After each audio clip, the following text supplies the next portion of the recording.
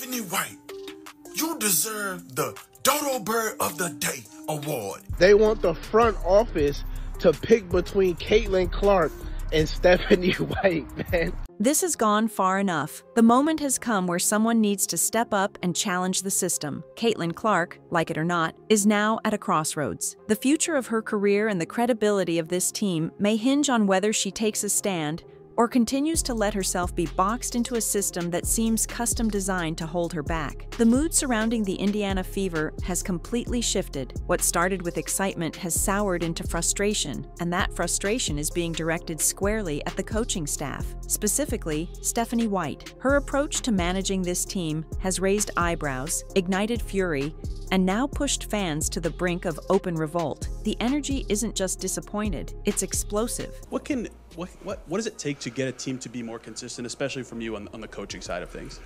Yeah, I mean, I think a couple things. You know, there's always got to be a high attention to knowing personnel.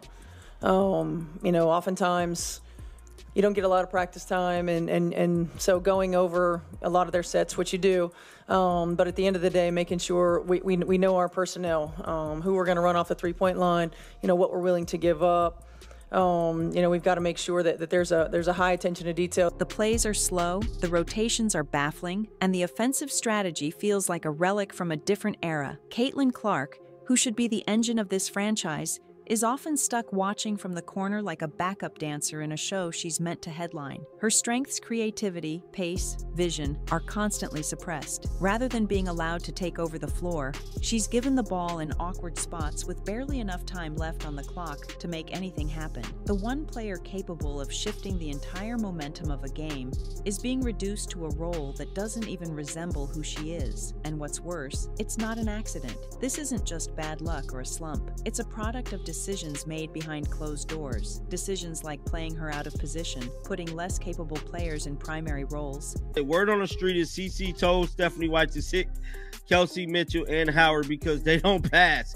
Could be true. CC went to tie her shoe after passing to Howard on a play. LOL. And building a scheme that seems to actively avoid letting her lead. The pace of the offense is glacial. The movement without the ball is minimal. There's no urgency. And while Clark fights to keep the game alive, her teammates often seem unsure of where to be or what to do. Watching it unfold, it's hard to tell if there's a strategy at all or just chaos dressed up as planning. Even casual observers can see the problem. What was supposed to be a system built around Clark has become a system that sidelines her. Every minute she spends waiting in the corner or watching the shot clock tick down is a minute of her prime being wasted. The contrast between her potential and her current usage is staggering, and fans have had enough. They've begun picking apart every rotation, dissecting every substitution, questioning every decision. That's exactly why men need to be coaching in the WNBA, bro.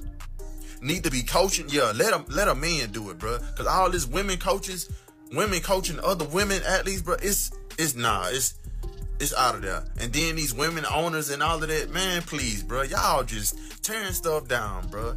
It's not about y'all. But it's crazy, though.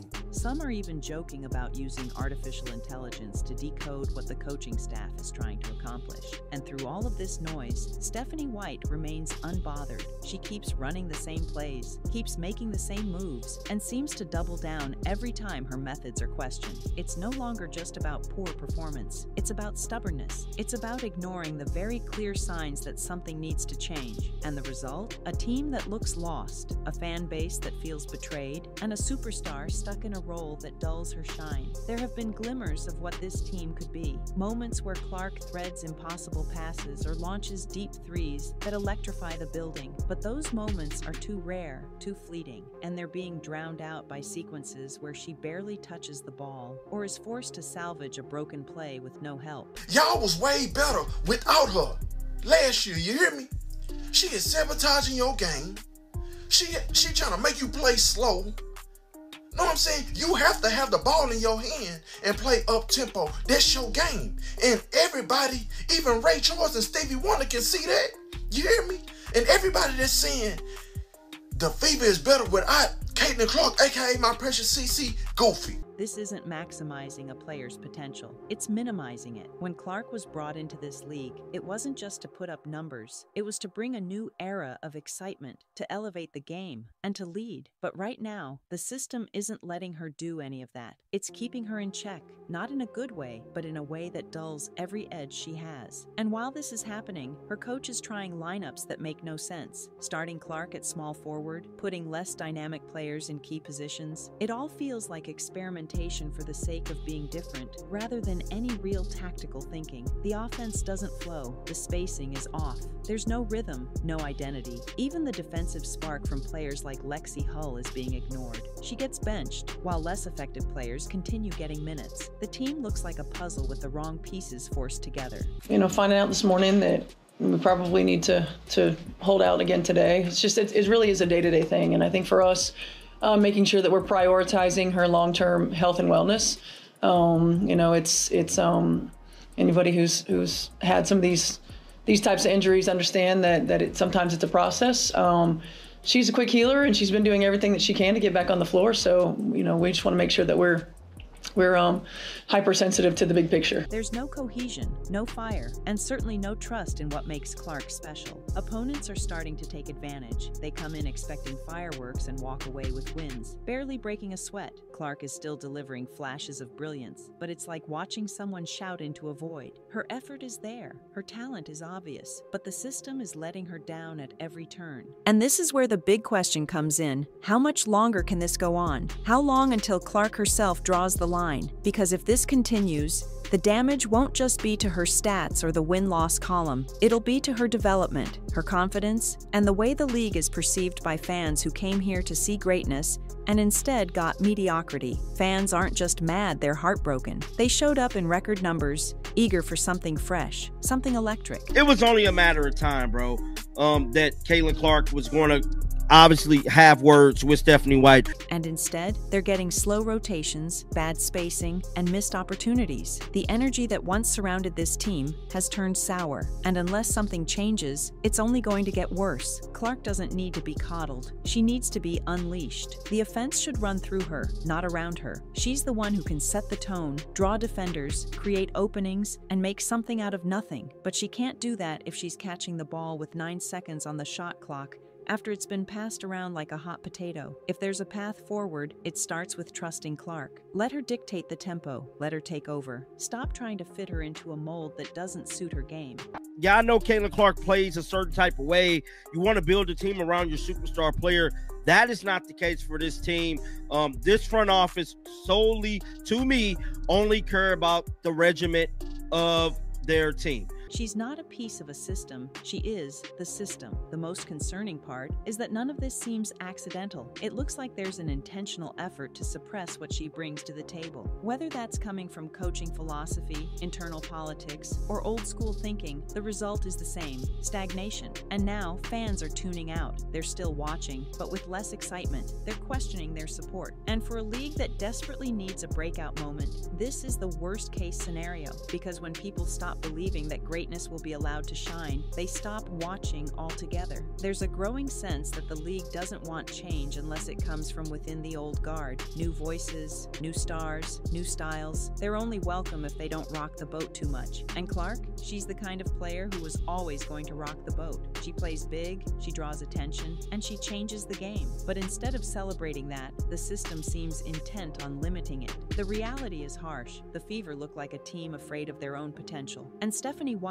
rather than finding ways to evolve, keeps clinging to what doesn't work. Meanwhile, the season slips away, and so does the patience of everyone who hoped this year would be different. If there's any hope left, it's in Clark deciding that enough is enough. That she's not going to spend her prime years in a system that doesn't respect her game, that she's willing to speak up, demand better, and lead not just on the court, but off it. Because the truth is, this isn't just about basketball anymore. It's about leadership. It's about recognizing when the system is broken and having the courage to fix it. And if the people in charge won't do it, then maybe it's time for someone who can. The longer this drags on, the more obvious it becomes that the Indiana Fever are choosing comfort over correction. It's not just a coaching problem anymore. it's a structural issue. The entire organization seems to be resisting the change that Clark represents, and whether that's fear, ego, or just outdated thinking, it's holding everything back. This team doesn't just lack chemistry, it lacks purpose. The game plans feel thrown together, the spacing is clunky, the sets are predictable, and the rotations are more confusing than creative. Every game plays out like deja vu, a loop of misused talent and wasted potential. Meanwhile, fans who once screamed in joy are now sitting in stunned silence. Social media has gone from celebrating highlight reels to dissecting bad decisions. The memes have teeth now. The jokes aren't funny, they're frustrated. People are fed up with watching the same problems week after week, and their patience is hanging by a thread. And through all this noise, Caitlin Clark has remained professional, calm, focused, still pushing, still fighting, still trying to elevate the team. But there's only so much one player can do when she's not being put in the position to lead. And at this point, it's less about her adjusting to the league and more about the league adjusting to her. The rotations continue to defy logic. Players who bring energy and defense are getting benched. Shooters are stuck in lineups without floor spacing. And Clark, the player who should be setting the tempo, is treated like an accessory instead of the foundation. The confusion isn't limited to the fans opposing teams are walking in, unsure if they even need to game plan. The strategy is that predictable. It's reached the point where Clark is being used more like a distraction than a leader. She draws attention, but the plays don't center around her. Instead, she's used as a decoy, drifting through ineffective screens, waiting to touch the ball with seconds left. That's not coaching, that's mismanagement. The worst part? The league needs her now more than ever. Clark isn't just a star for Indiana. She's the focal point of national attention. People tune in for her. She's the storyline. She's the reason casual fans are giving the WNBA a second look. And yet, the system seems determined to mute her impact. This isn't a growing pain. This is intentional. Whether it's from fear of change or some misplaced belief in hierarchy, the reluctance to embrace Clark's style is sabotaging what could have been a turning point.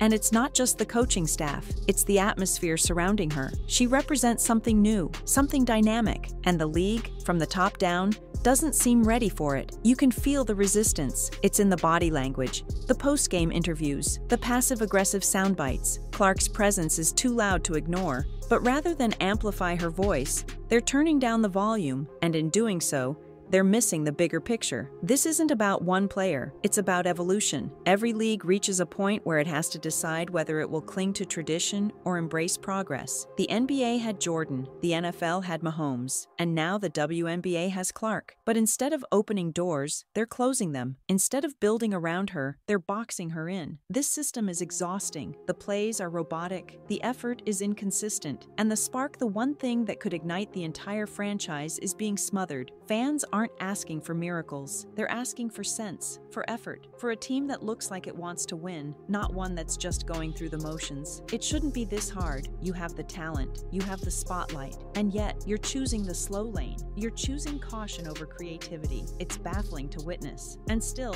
Clark shows up. She grinds through every game, trying to lift her teammates, trying to make something happen. But when she's not allowed to lead, what can she do? Her turnovers go up, her shots go down, and her confidence, whether she shows it or not, has to be taking hits. Fans are already pulling clips, analyzing possessions, and pointing out the same patterns over and over. It's become a weekly routine. Tune in, get frustrated, rewind the tape, and ask, why aren't they letting her run the offense? And there's never a good answer, just more of the same. The team looks confused, the opponents look bored, and the product suffers. This isn't just bad coaching, it's bad business. The league is finally getting attention, and the response is to stifle the very thing bringing people in. Clark should be the face of the team, not a background player. She should be the one driving the offense, dictating tempo, setting the tone, and yet she's spending her minutes trying to make something out of broken plays and awkward possessions. It's a disservice to her and to every fan who believed this would be different. There's something deeper going on here. It's not just missed assignments or bad shooting nights, it's an identity crisis. The Fever don't know who they are, and that uncertainty starts at the top. Stephanie White's game plans feel outdated, disconnected, and and downright discouraging. She's coaching like it's 2015, not 2025. The game has changed, and she hasn't caught up. She's not empowering her star. She's limiting her, and fans see it, they feel it, and they're reacting. They're not just venting online, they're checking out. They're canceling subscriptions. They're skipping games. Because when you don't let your stars shine, you dim the entire league. This isn't about coddling. This is about positioning. Clark has already proven she can handle the spotlight. What she needs now is a system that lets her lead, not follow. A coach who sees her not as a piece, but as the engine. And a front office that understands the stakes. Because this isn't just about the fever anymore. This is about how the WNBA handles a moment, a movement, a player who could redefine what's possible. And if they get this wrong, it'll be a mistake that echoes for years. Let Clark cook. Let her play her game. Stop micromanaging greatness. Because if this continues, the story won't be about how she changed the league. It'll be about how the league failed her. The disconnect is everywhere. From the way the team is coached, to how rotations are handled, to the overall lack of identity on the court, none of it aligns with what should be happening when you have a generational player on your roster. Caitlin Clark came into this league with momentum, vision, and expectations. But what she's walking into feels more like a slow-down campaign than a launch pad. There are flashes, sure, moments where she's allowed to push the pace or make decisions with the ball. You can see the brilliance in the passes, the timing, the court awareness. But those moments are too few, too scattered. The rest of the time, it's as if the game plan is to stall her out, to dilute the very thing that brought eyes to the team in the first place. The saddest part is that this team doesn't look like it's trying to win through Clark. They're trying to win around her. They've taken her out of her natural role as floor general and turned her into a utility piece. She's become a bailout option when the first or second reads fall apart, and no one with her skill set should ever be used as Plan C. Instead of embracing modern, fast-paced offense that highlights her transition game, her vision, and her deep shooting threat, they're dragging her into a motion-heavy setup that requires nothing of her brilliance. It's like buying a jet and then only driving it around the airport parking lot. And fans have noticed. They're not imagining things. They're watching, frame by frame, how Clark is being shifted off ball more and more, how she's being asked to run the clock instead of run the team. You see it in the breakdowns 9 seconds left on the shot clock. The ball finally swings her way, and she's left to clean up what should have never been a broken play to begin with. People came to see her dominate, not defer. They came to see highlight reels, not handoffs. But the coaching decisions are robbing the fans of that, and worse, robbing Clark of her ability to grow into the leader she was meant to be in this league. This isn't just a cold stretch or bad chemistry. It's a philosophical error. The people in charge are treating Clark like a role player who needs to fit in, when the truth is, she should be the reason everything else fits together. She's not a piece they should be building the entire house around her. There's also this undercurrent, this sense that some people in the league don't want her to shine too much, that maybe they're uncomfortable with the spotlight she brings, the new fans she attracts, the change she represents. It's almost like there's an effort to slow her down, not because it helps the team, but because it maintains some invisible pecking order. This idea that newcomers need to earn their place by staying quiet, playing within the lines, and waiting their turn. But that's not how progress works. Change never waits for permission. And Clark didn't come here to wait in line. She came to lead. Yet instead of empowering her, the system seems more concerned with humbling her. Bad calls that go unchecked. Minutes where she's standing in the corner like a decoy. Plays that run through less capable hands while she watches. It's not just questionable, it's damaging, not just to her, but to the league's credibility. And still, she keeps showing up, keeps pushing through the awkward sets, the clunky spacing, the misuse. But how long can that last? How long until the strain becomes too much? Until she starts asking herself if this is really where she wants to be. The Fever aren't giving her the platform she deserves. They're giving her restrictions. She's being asked to thrive inside a box. And no matter how good you are, you can't do that forever without breaking something, either your confidence, your health, or your will. And that's the real danger. Not just losing games, but losing the next generation of talent. If players see how Clark is being handled, some of them might start second-guessing their own futures. Is this a league that welcomes new stars, or one that punishes them for shining too fast? Leadership, from the coaching staff to the top of the league, seems asleep at the wheel. The silence is louder than any press conference. While the games drag on and the plays break down, those in charge are writing press releases instead of rewriting strategies. They're hosting panel discussions while the house burns. What fans want isn't complicated. They want good basketball. They want stars to be stars. They want to see the best players given the green light to take over, not forced into silence for the sake of outdated systems. Caitlin Clark doesn't need more screens. She needs more space. She doesn't need to be protected from pressure. She thrives in it. What she needs is trust, real, tangible trust from her coaching staff, her teammates, and the league. Because if they don't give her that, she's going to walk. And no one could blame her. Why stay where you're not appreciated? Why fight to elevate a system that refuses to elevate you? It's not too late to turn this around, but that window is closing, fast. The Fever still have a chance to build something incredible. They still have the most exciting player in the league, but it's on them now. The fans have spoken, the analysts have weighed in, the footage doesn't lie. Now it's on the decision makers. Do they double down on a system that isn't working? Or do they finally hand over the keys to the person everyone knows should be driving? Because Caitlin Clark isn't just a rookie, she's a revolution. And revolutions don't wait for permission, they demand action. So the question now is simple. Will Indiana rise with her, or will they let this moment slip away?